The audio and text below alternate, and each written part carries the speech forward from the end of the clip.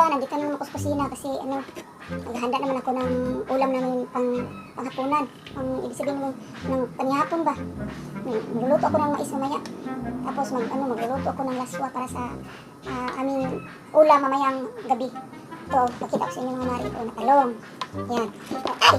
Talong. Tapos lagyan mo itong tanglad para mas mabango. Tapos lagyan mo itong lugbati. Yan. Green leaves yan. Tapos ito, malunggay. Yan. Lulutuan ko si bisukatan. Tapos haluan ko itong kalabasa. Para magiging maglapuyot mariba. Ito, lagyan ko ng okra. Ganda to daw sa okra. Tapos lagyan ko ng kunting munggo. Yan, mag-uutan ako maya mari kasi mas maganda kasi lagi tayo nag-uutan kasi lagi tayo nagluluto ng mga fatty foods. May ibig sabihin mga libaw ng mga baboy, gano'n, mga matikain ba? So, ito.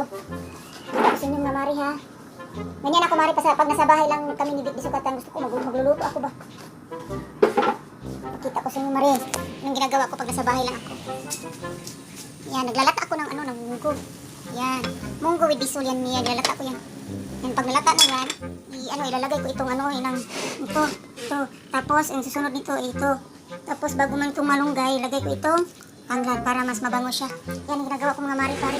Nasa probinsya, nasa bahay lang kami, wala kami alis ba ni Big Day. Kasi mas maganda kasi pag nagluluto tayo kaysa bumili ng luto na kain agad, di ba?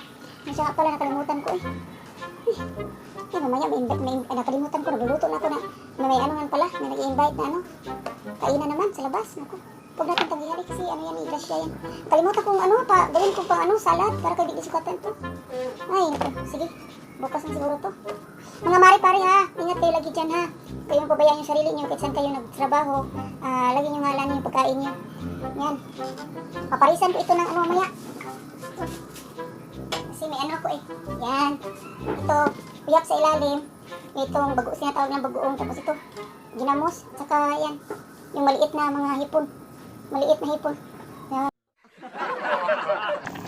Itong talong mari, lulunod ko. Yan. Sarap yan. Yan, bumubukal na. Yan. Siyempre, mari, hindi makukumpleto pag wala itong sarap-sarap. So, lagyan natin ang sarap-sarap. Yan. Tapos, kunting asin. Yan. Kunting asin lang. Yan. Para lalong sumarap. Tapos na alugbati, medyo i-shake natin. Turuin natin. Yan. Pagkatapos ng alugbati, para maging kumpleto na siya at lalong sumasarap, itong malunggay. Yan. Yan. Sarap na yan. So, haluin mo para magsagol sila. Haluin mo. So, huwag mong patagalin yung malunggay kasi pag matagal yung kamunggay, hindi na siya masarap. Para siyang pasaw ng So, dapat huwag patagalin. Dapat pa siya, green pa talaga. Yan. Sarap ng gulay ni Impider. Yan. Kita ko sa inyo yan, Ay! Tapos mamaya magluluto ako ng mais. Purito ko kasi ni Vic Bisukatan. Hindi ko siya nilutuan ng ganitong gulay. Natin bago haunin. Hirap mong Tagalog Pero kalisod-lisod na ako sa aking Tagalog ba. Okay lang basta maintindihan ako sa lahat ba. Ito ulam. My world's so bright, it's hard to breathe, but that's alright. Hush.